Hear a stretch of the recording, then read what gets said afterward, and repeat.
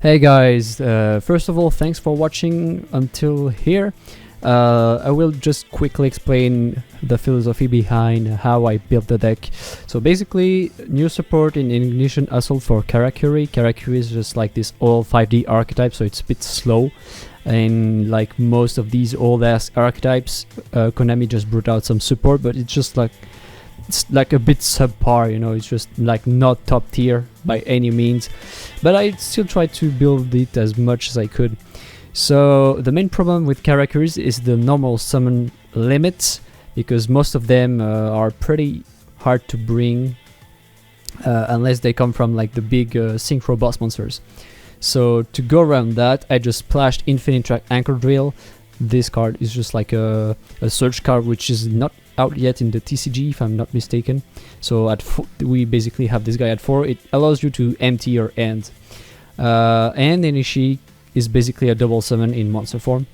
Plus we have the usual extender for machine archetypes, which are Dimer at 3 and Fusion with two different targets, whether we need like more tuner monster or like more, you know, like regular not tuner monsters to go into these Karakuri boss monsters. I think they are pretty good at 6. This guy is like your main draw engine.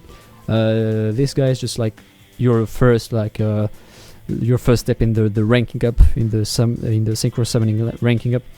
And Berebu at 1, I think it's good. It's just like this control-ish card, but it's not like overpowered, but I think it's good at 1. Decent attack at 3k. So yeah, so the support is basically this card, which is like a monster negate, which is good. You can search it out with Merchant. Merchant is just like your basic searcher. I think at 2 it sits pretty well. Another support card, the Toad, is a bit of a brick. A bit of Garnet if you have it in hand. It's just like a card you cannot bring out because it's just like an extra normal summon, so it sucks a bit. But you kind of want it at 2 because it allows you to get from Bure to Burebu if you don't have it in hand but in the deck. So at 2 I think it's good. Another support card, which is Gamma Oil, which is basically a Karakuri Reborn, very good card, which have like the attack and defense boost, which is kind of okay. And I think that's it. We have like the Kunamusan Monk, but this guy locks you into Earth Machine monsters, so basically it shuts you out of making control on your board in the form of Nat Beast, these Xyz monsters, Crystal Wing, etc. So that's kind of big deals, which make this card sucks very hard in my opinion. I've tried to use it in combination with Samurai Destroyer, for instance, which is like one of the only like good synchro monsters, which this guy, which Kunamu-san doesn't look you out. But basically, yeah, it's just a bad support card, just like a super nerfed version of like any other archetypes, basically, which allows you to just like empty your hand. Yeah, this guy's bad. Overall, I think this guy's really bad. So that's about it. All the rest is just basically like level 3 tuners, the Nishi just to extend with like the double summoning mechanic, which is inherent to Karakuri. Your more search options, more draw options with the anatomy. Going first build includes Call by the Grave at 2, you can play it at 3. I'm trying out Machina Cannon, which allows you to empty your end even further, but I'm not sure I'm gonna keep it. Just like a bit inconsistent. You can basically make Burebu with the Toad here, but I don't know. I don't know yet. This deck list is not definitive by any means. And yeah, that's about it. Only 2 level 4 non-tuner, because you don't really need much more. 1 level 4 tuner. Most of your tuning will come from level 3 tuner plus whichever you need. So that's about it, and just the 2 traps that you can search at will with merchants. So there's that. The extra deck is a bit of a challenge to build because it's a bit, like condensed. So these 2 options for instant fusion. Crystal Wing is like the obligatory, easy to bring out control monster. This guy is a bit more situational, but I mean it's just like a target bounce, which can be surprisingly useful in dire situations, like if you want to get like rid of a problematic link monster or something. This Goyo Guardian can be whichever level 6 generic synchro monster you can think of. I was thinking of Bryonak, since you have like a lot of draw power, but it's like not like definitive. You could even replace it with Trishula if you want to have like a level 9 option. Nat Beast, because it's really easy to bring out with Merchant and Ninishi, or Merchant and Nishipashi. This guy is just like a game winner, basically. Just like infinite magic negate, so you just make Pendulum cry.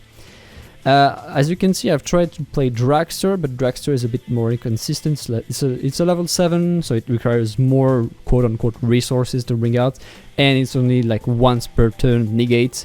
So in that case, Nat Beast is just better, because for trap negates, I mean, traps are slow anyway, and we have like this cache shed to have an answer to problematic traps anyway.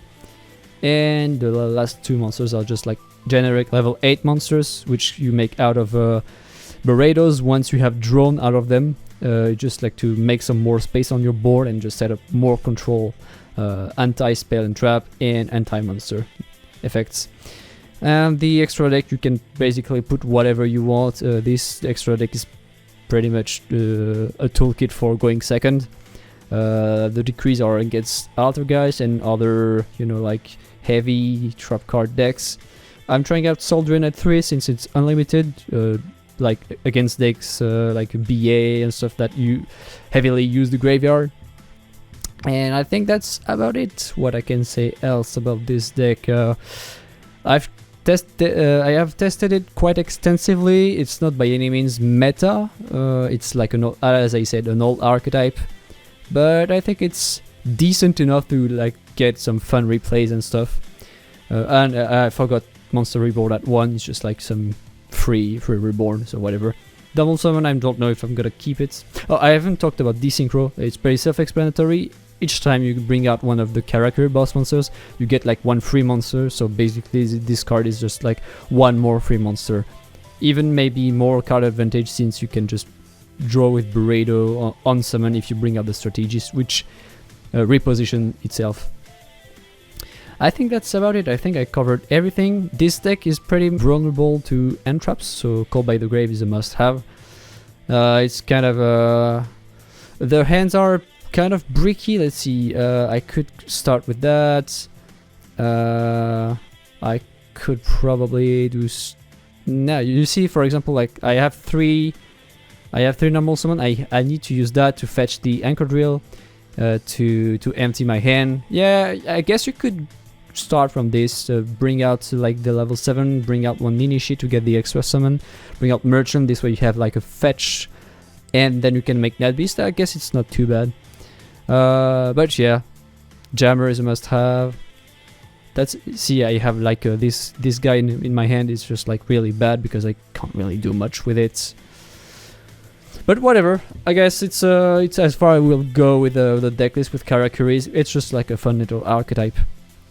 Well, thanks for watching. If you have like any suggestion at all regarding other extenders, like a quick word before I end the video. I have tried other machine extenders such as Machine Duplication, Urgent Schedule, but the problem with these cards is that Machine Dupes basically brings out more tuner monsters, but you want to have the balance between non-tuner and tuner, so you can go into your extra deck options.